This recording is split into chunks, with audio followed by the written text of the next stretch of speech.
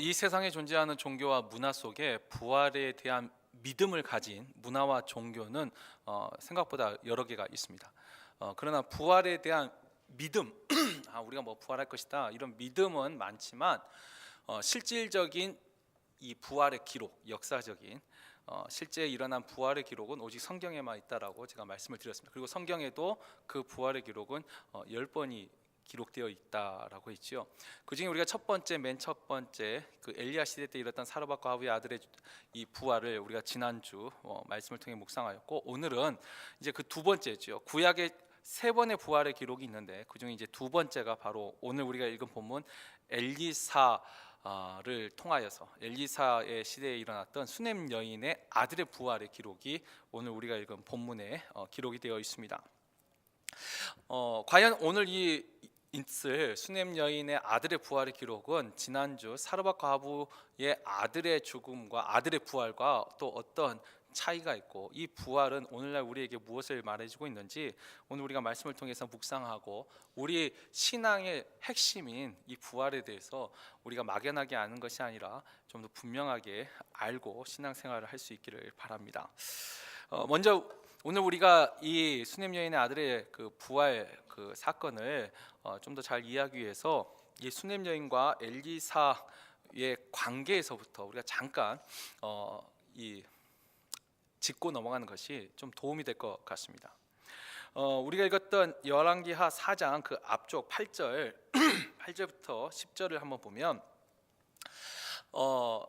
이 엘리사가 이 수넴은 이게 지역 이름이에요. 사르밧도 그 지방 이름인데, 이 수넴 지역에 엘리사가 갈 때마다 이 수넴의 좀 귀부인이라고 할 수 있죠. 좀 유지, 그러니까 어떤 아주 좀 귀한 여자가 한 부인이 있었는데, 이 엘리사가 올 때마다 음식을 극진히 대접을 하고, 또 이 엘리사가 왔을 때 머물러 쉴 수 있는 방을 따로 마련을 했습니다. 그래서 9절에 보면 여인이 그의 남편에게 이르되 항상 우리를 지나가는 이 사람은 하나님의 거룩한 사람인 줄을 내가 아노니 청하건대 우리가 그를 위하여 작은 방을 담 위에 만들고 침상과 책상과 의자와 촛대를 두사이다. 그가 우리에게 이르면 거기에 머물리이다 하였더라. 이 수넴 여인이 얼마나 이 엘리사를 잘 생각했는지 13절에도 보면 엘리사가 그 사환 게하시에게 뭐라고 말하냐면 이 여인이 우리를 위하여 세심한 배려를 하는도다. 엘리사도 그렇죠. 정말 세심한 배려를 한 거죠. 정석과 음식을 대접해서 뿐만 아니라 잠잘 거처부터 해서 그 엘리사가 필요한 것들을 잘 공급한 이 여인, 당연히 이제 엘리사가 어떤 마음이 있죠? 감사한 마음이 있죠. 고마운 마음에, 그래서 이 수넴 여인에게 우리가 너에게 무엇을 해주기를 원하느냐 했더니 수넴 여인 이 본인은 나는 모든 것이 풍족합니다. 그렇죠. 이 귀부인이고 다 넉넉하기 때문에 뭐 부정한 것이 없습니다. 뭐 왕에게 부탁할 일도 없습니다. 그런데 이제 그 옆에 이제 게하시가 이 여인이 남편은 나이가 많은데 아직 자식이 없습니다. 그러니까 엘리사가 이 여인을 위해서 기도하죠. 이 여인을 위해서 기도하고 14절에서 17절 보면 이 여인이 실제로 잉태하여서 아들을 낳습니다. 그리고 그 아들이 몇 살 잘 성장하다 몇 년 후에 정확한 횟수는 없지만 그래도 몇 년이 흘렀어요. 왜냐하면 아이가 그 아버지 그 일하는 데 가서 놀 정도가 됐어요. 그러니까 아마 적어도 서너 살 이상은 요 근방인 것 같아요. 근데 이 아이가 갑자기 죽습니다. 그 아빠 일하는 데 가가지고 하다가 머리야 하더니 집에 가서 그 어머니 무릎에서 이제 죽게 되는 일이 발생을 하지요. 그러니까 이 수넴 여인이 어떻게 했어요? 외아들이에요. 지금 원래 아이들이 없었다가 너무 귀한 아들인데 무릎에서 죽었습니다. 근데 거기서 당황하지 않고 막 남편을 부르고 막 이렇게 하지 않고 그 죽은 아이를 엘리사가 머물던 그 방 엘리사의 침대 위에 눕혀놓고 아무 말도 안 하고 그 남편에게도 말하지 않고 엘리사를 만나러 갑니다. 찾아가는 장면이 이제 21절에서 25절까지 나와 있죠.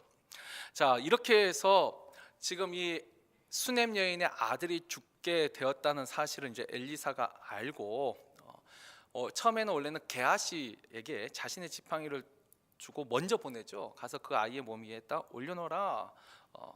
근데 이 여인이 아니요, 당신이 가지 않으면 나는 절대로 여기서 떠나지 않겠습니다. 그래서 간곡히 청하니까 이 엘리사가 수넴 여인과 이제 찾아갑니다. 자, 이것이 이제 우리가 알고 있는 수넴 여인과 엘리사와의 스토리죠.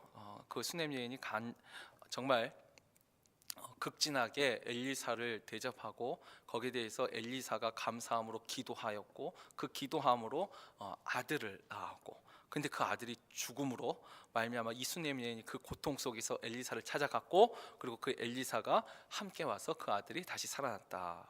자, 이 스토리는 이렇게 보면 좀 간단한데 여기서 이제 우리가 몇 가지 좀 더 깊게 생각해 볼 문제가 있습니다.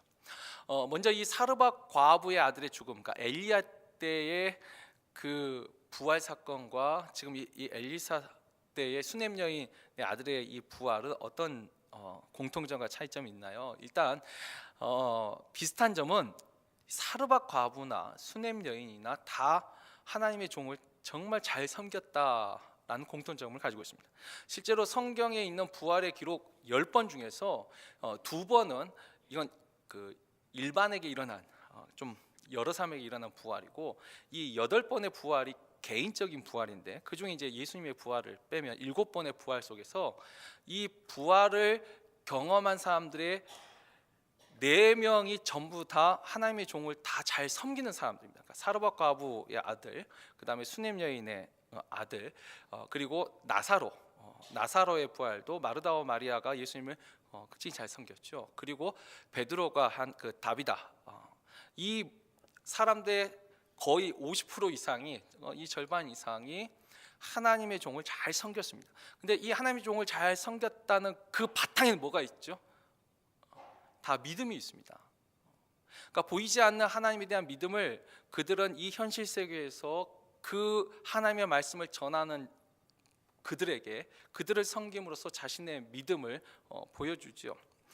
자, 그런데 이 하나님의 선지자를 다 공통적으로 섬겼다는 공통점이 있지만 그럼에도 불구하고 사르밧 과부와 수넴 여인에게는 일단 차이가 있습니다. 어떤 차이가 있냐면 사르밧 과부는 처음 엘리야를 만났을 때 그 엘리야를 하나님의 종으로 믿고 섬긴 케이스는 아닙니다. 사르밧 과부는 그냥 정말 단순한 순종을 했어요. 마지막 식사를 먹고 굶어 죽기로 생각한 그 절망의 순간에 진짜 어느 날 갑자기 찾아온 이 이방 남자죠. 이 사르밧은 서로가 이방이에요. 유대가 아니니까. 이 이방 남자가 그 마지막 한 끼를 나에게 주라. 내가 섬기는 하나님께서 너가 이것을 나에게 주면 너희 집에 밀가루와 기름이 떨어지지 아니하라 약속하셨다. 참 어찌 보면 그것을 굳게 믿고 확신을 가지고 줬다기보다는 자기가 처음에 거절했음에도 불구하고 그래도 어찌 보면 약간 뻔뻔스럽게 계속 달라고 한 그 사람을 보고, 그래 이거 한 끼 먹고 주구나, 한 끼 안 먹고 주구나, 어쩌면 그렇게 생각했는지 몰라요. 근데 아무튼 한번 제가 말씀을 드렸듯이 뭔가 큰 믿음을 가지고 엘리야를 섬긴 게 아니라 정말 단순한 순종을 한 거예요. 그렇게 시작했습니다. 근데 그렇게 시작했다가 아들이 죽으니까 그래서 어떻게 했죠? 죄책감이 들었습니다. 내가 무슨 죄를 지었나. 그러나 그러고 나서 그 아들이 살아나고는 부활을 통하여서 뭐죠? 당신의 입에 있는 여호와의 말씀이 진실한 줄 내가 믿습니다. 그러니까 당신이 하나님의 사람이고 당신의 입에 있는 그 여호와의 말씀이 진실함을, 그러니까 엘리야가 분명히 성경에 나와 있지 않지만 그 며칠 머무는 동안에 이스라엘의 하나님에 대해서 분명히 말했던 것 같아요. 근데 그 말씀이 진실한 줄 내가 믿습니다. 그래서 이 사르밧 과부에게 있어서 부활은 그 주님의 그 오병이어의 기적, 물질, 그러니까 양식의 문제가 해결됐잖아요. 그 양식의 문제가 해결되는 것은 아직 참된 믿음이 아닙니다. 우리는 여기가 참 중요하지만 성경은 그렇게 말하지 않죠. 이게 지금 중요한 핵심 포인트는 아니에요. 정말 중요한 포인트는 생명을 주관하시는 참 여호와 하나님을 아는 것이죠. 그래서 이 사르밧 과부에 있어서 이 부활에 대한 믿음은 어떤 믿음이 진정한 믿음인가, 참된 믿음인가? 사도 바울이 말한 것처럼 부활이 없으면 이 세상 우리가 가장 불쌍한 자라 우리에게 있는 소망의 가장 큰 핵심이 어디냐면 부활이에요. 우리가 늘 구원 말하는데 그 구원의 또 다른 핵심이 부활이죠. 부활이 가장 중요한 우리에게 있어서 믿음입니다. 이 사르밧 과부는 바로 참된 믿음, 어떠한 것이 진정한 믿음인지를 보여주는 것이 이 사르밧 과부의 아들의 부활 사건이라면, 지금 이 수넴 여인에게 있어서 물론 결론은 비슷합니다. 그러나 출발점은 좀 달라요. 사르밧 과부는 엘리야가 하나님의 사람인 줄 아직 잘 모르고 그를 섬겼다면, 수넴 여인은 처음부터 저가 하나님의 거룩한 사람인 줄 알고, 아까 우리가 읽었던 9절에 나올 것처럼 남편에게 이르되 이 사람은 하나님의 거룩한 사람인 줄을 내가 아노니. 이 수넴 여인은 엘리사를 처음부터 하나님의 사람으로 알고 믿고 그를 섬겼습니다. 자, 그렇기 때문에 그 엘리사가 기도하여 아들을 낳았을 때 이건 뭐죠? 하나님의 큰 은혜입니다. 그런데 그 아들이 죽었습니다. 자, 죽었을 때 수넴 여인은 자신의 죄를 생각하고 죄책감에서 괴로워하지 않습니다. 이 수넴 여인은 그 아들의 죽음 속에서도 엘리사를 향해 달려갑니다. 마음의 고통은 있어요. 실제 고통이 있어요. 그래서 우리가 27절, 4장 27절을 보면 이 게하시가 그 수넴 여인이 엘리사를 만나러 왔어요. 와서는 그 엘리사 발을 안고 있는데 말을 안 해요. 근데 엘리사가 이런 말을 하죠. 가만두라, 그의 영혼이 괴로워하지만은 여호와께서 내게 숨기시고 이르지 아니하셨도다 하니라. 엘리사가 이유는 모르지만 이 여인이 너무 고통스러워하는 걸 알았습니다. 이 영혼이 너무 괴로워한다. 실제로 이 여인이 그렇죠. 그 사랑하는 아들이 얼마나 귀했겠습니까? 그 아들이 죽었어요. 근데 자신의 죄에 대한 통회보다는 그 고통 속에서 하나님의 사람을 앞에 온 거죠. 여러분, 이건 약간 좀 다릅니다. 사르밧 과부의 경우가 좀 다르죠. 이 수넴 여인에게 있어서 이 아들은 하나님의 은혜로 받은 아들입니다. 근데 그 아들이 죽었습니다. 은혜로 받은 아들인데 죽었습니다. 이 수넴 여인은 엘리사에게, 사르밧 과부는 원망이라도 하죠. 당신이 왜 나에게 왔습니까? 근데 수넴 여인은 우리가 생각할 때 내가 언제 아들을 달라고 했습니까? 내가 언제 당신에게 무엇을 어찌 보면 원망하고 그 엘리사를 향하여서 어찌 보면 좀 심하게도 할 수 있을 텐데, 이 여인 그 하나님의 사람의 발을 안고 괴로워합니다. 그리고 말합니다. 내가 언제 보세요. 그러니까 이게 원망하고 질책하고 질타하는 게 아니라 그 고통에 말을 하고 있는 것이죠. 이게 뭐죠? 믿음에 대한 큰 시험으로 지금 수넴 여인은 이 사건을 받아들입니다. 하나님의 은혜로 주신 아들을 왜 데려가십니까? 이건 꼭 누구를 생각나게 하죠? 아브라함을 생각나죠. 하나님이 약속하신 그 자녀, 그렇게 귀한 자녀를 주셔놓고 하나님이 데려가신다고 했어요. 근데 거기는 이제 데려가신다고 한 거고, 이 여인은 지금 진짜 데려가신 거예요. 이 믿음에 있어서 큰 고통이 옵니다. 큰 시험이죠. 이건 하나님을 섬겼어요. 정말 하나님을 믿었어요. 그리고 선물을 받았어요. 은혜를 받았어요. 근데 그 은혜를 거둬가신 거예요. 이건 자신의 죄를 생각나는 어떤 죄책감보다 내가 지금 하나님을 믿은 그 믿음이 지금 흔들리는 사건이죠. 이건 믿음의 큰 시험입니다. 근데 이 수넴 여인은 그 믿음의 시험을 잘 이겨내 가는 것을 우리에게 보여줍니다. 아까 슬픔과 고통과 원망으로 엘리사를 거부할 수 있습니다. 엘리사를 찾아오지 않을 수도 있고 욕할 수도 있습니다. 근데 그 여인은 끝까지 하나님의 사람을 믿었습니다. 하나님을 믿었습니다. 믿음으로 자신에게 주어진 그 고통의 순간을 이겨내고 있는 것이죠. 우리가 대부분 이럴 때 되면 어떻게 해요? 남편을 부르고 뭐 이렇게 한 다음에 그 엘리사에 대해서 또 분명히 욥의 아내처럼 하나님을 욕하고 죽으라, 뭐 이와 비슷한 식으로 분명히 질타할 수 있습니다. 근데 이 여인은 조용히 아무 말 없이 그냥 하나님 사람을 찾아가죠. 우리가 히브리서 11장 35절에 보면은 이런 말씀이 있습니다. 히브리서 11장 35절. 여자들은 자기의 죽은 자들을 부활로 받아들이기도 하며, 히브리서 11장 잘 아시죠? 믿음장입니다. 그 믿음, 그러니까 믿음으로 모세는 이렇고 야곱은 어쩌고 이사가 어쩌고 이렇게 쭉 나오죠. 근데 거기에 어떤 구절이 있어요? 여자들은 자기의 죽은 자들을 부활로 받아들이기도 하며. 여기서 여자들 중에 대표적인 사람이 바로 이 수넴 여인입니다. 사르밧 과부의 경우는 물론 여기도 포함될 수 있겠지만 아직 정말 이 엘리야가 자신의 아들을 살려줄 거라고 믿고 엘리야한테 이 말을 했다기보다는, 그래서 사르밧 과부는 엘리야를 원망을 하죠. 그 좀 다르죠. 엘리야가 자기 아들을 살려줄 거라는 믿는 게 아니고, 근데 엘리사를 찾아간 이 수넴 여인은 믿은 거예요. 그러니까 믿음이 있었다는 거예요. 사르밧 과부는 참된 믿음으로 성장하는 과정을 보여준다면, 수넴 여인은 이미 가지고 있던 그 믿음의 시험을 극복하는 더 큰 어찌 보면 한 단계 업그레이드 되는 믿음을 우리에게 보여주고 있는 거죠. 이 여인은 진정한, 이 여인의 부활이야말로 진짜 믿음으로 얻은 부활이에요. 믿음을 가지고 부활을 받은 거죠.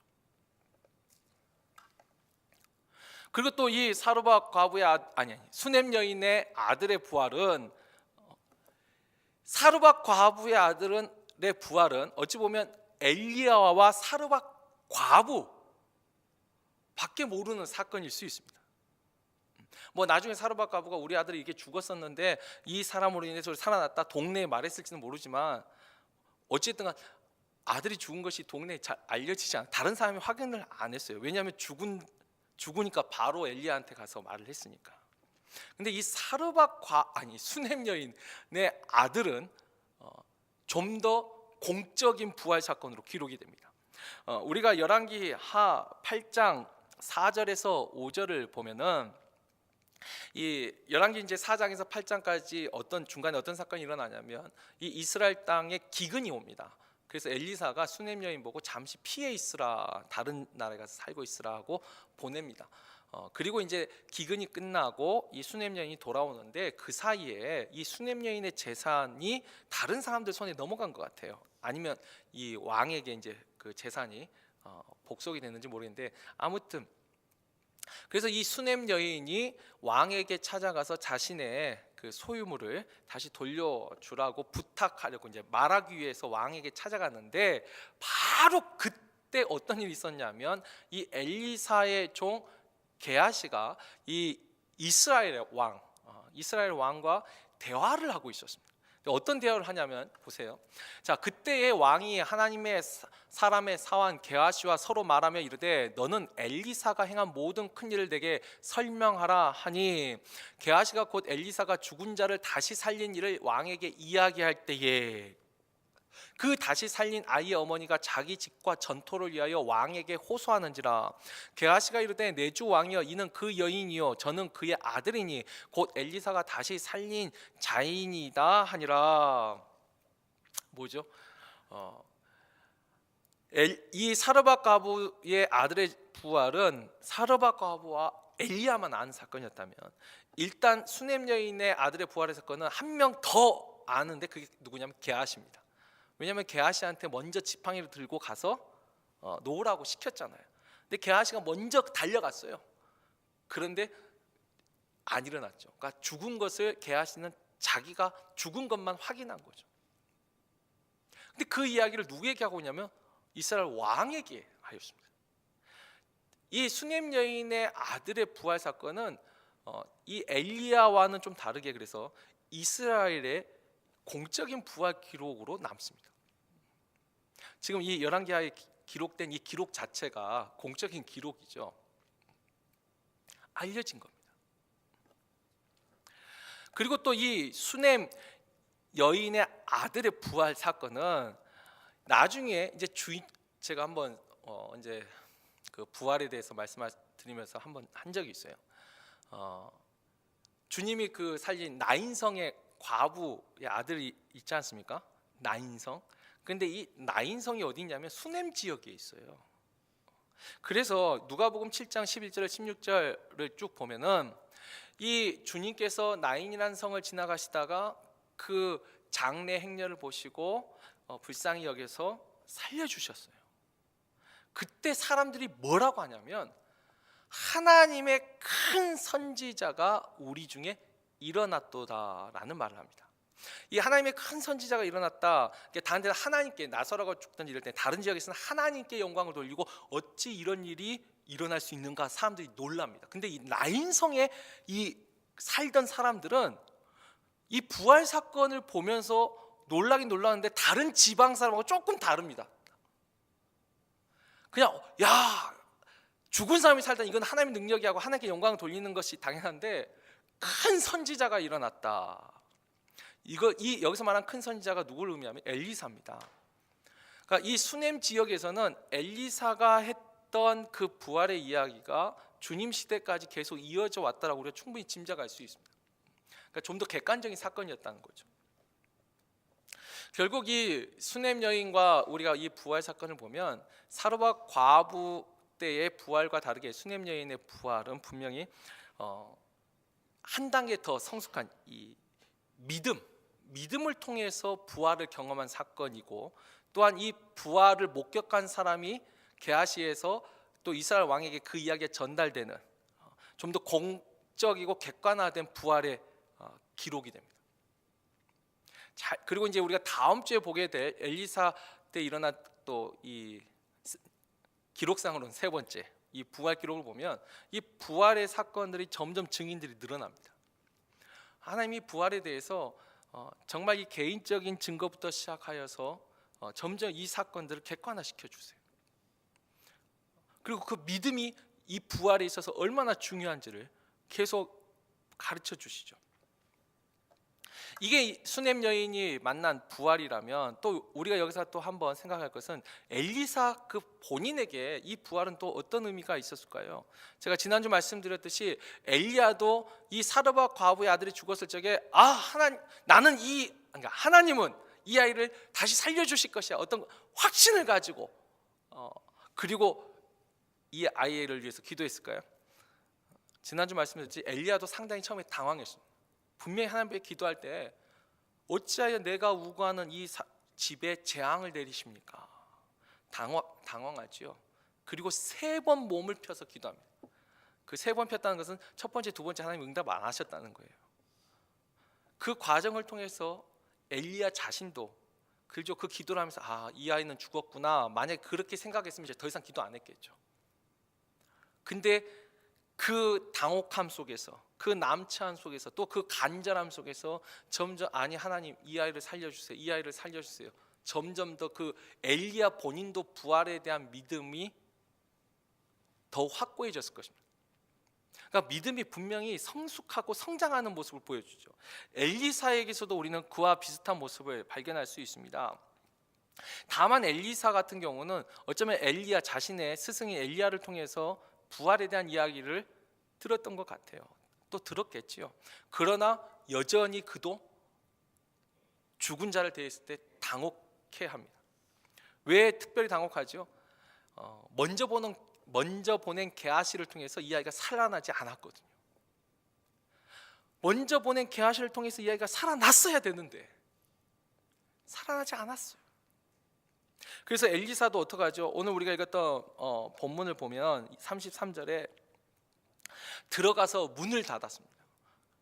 아무도 못 들어오게 하고 딱 2사람뿐이에요. 엘리사가 여호와께 정말 간절히 기도하죠.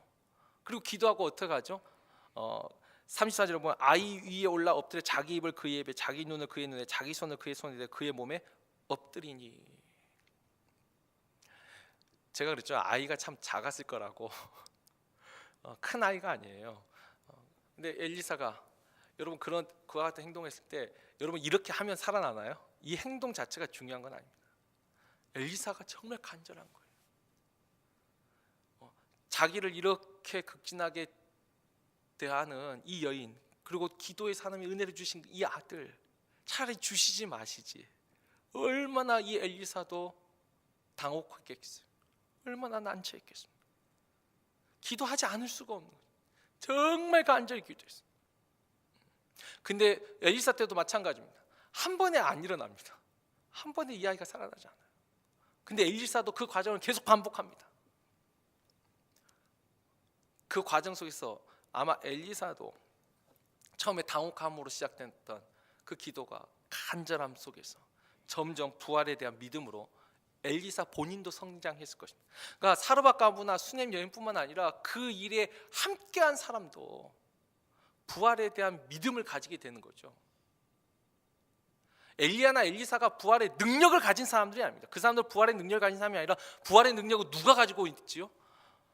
하나님만이 가지고 계세요. 근데 그 하나님의 능력을 체험하기 위해서 믿음이 필요한데 하나님이 지금 이 사르밧 과부나 수넴 여인 또 엘리야와 엘리사를 통하여서 그 부활에 대한 믿음을 이 북이스라엘 하나님의 언약으로부터 멀리 떨어진 이 나라에 직접 계시하신 거죠. 말씀하고 계신 거예요.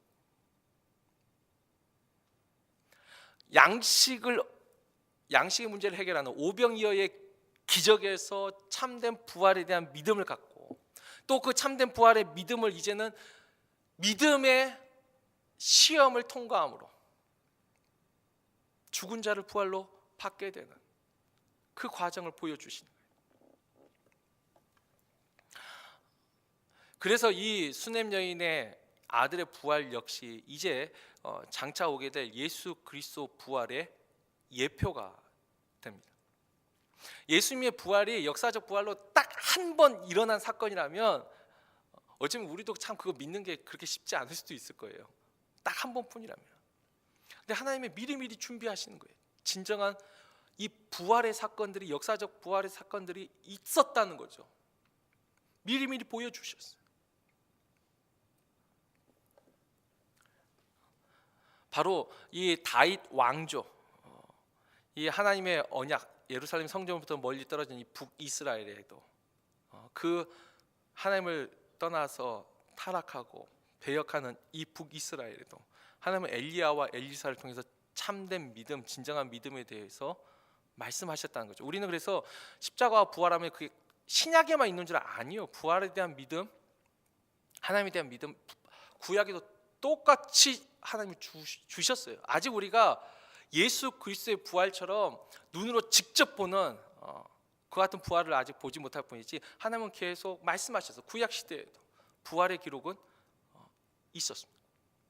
그리고 이와 같은 믿음이 참된 믿음이라고 생명을 주관하시는 너희의 양식 문제를 해결해 주시는 하나님뿐만 아니라 너희의 생명을 주관하시는 하나님, 그 하나님이 진정한 하나님이시다라는 것을 보여주는 것이죠. 오늘 이 엘리사와 이 수넴 여인의 이야기를 통해서 오늘 우리가 이제 하나만 기억한다면 그렇죠. 수넴 여인은 믿음의 시험을 통과해서 부활을 얻었습니다. 적어도 우리는 사르밧 과부의 출발선상은 아닐 것 같아요. 이 금요일날 오신 분들은 우리에게 닥친 분명히 하나님의 은혜를 받았어요. 근데 하나님이 진짜 믿음을 보시기 위해서 그 은혜를 걷어가실 때가 있어요. 그때 하는 태도, 그때 하는 행동들이 진짜 네가 믿음을 가진 사람인지 믿은 척하고 살았는지를 보여주는 거죠. 수넴 여인은 진짜 믿었습니다.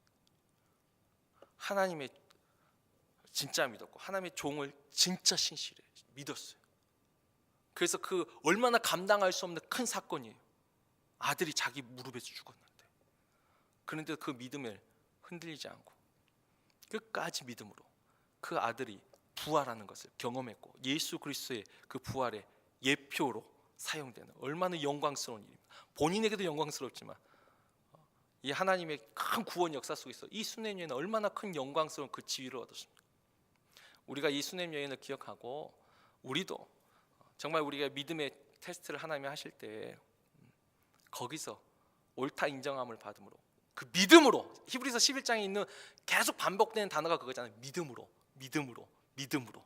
우리도 그 믿음으로 하나님이 우리에게 언약하신 그 부활을 우리가 실제 경험할 것이고 그 또 부활을 통하여서 그 영원한 하나님 나라에서 우리 모두 다 만날 수 있기를 주의 이름으로 축원합니다.